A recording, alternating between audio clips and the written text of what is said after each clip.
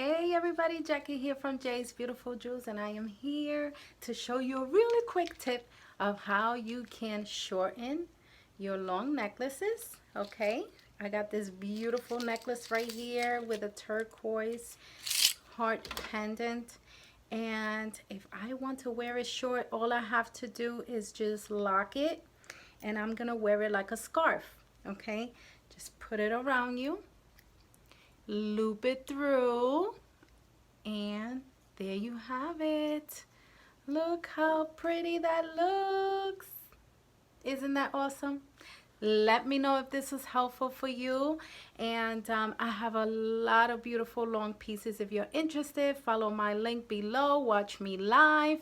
Subscribe. Give it a thumbs up and follow me, because maybe every week or every other week I will putting in some content for consultants and tips and tricks that you can utilize with your accessories. Okay, so thank you so much for watching. Have an awesome day. Bye.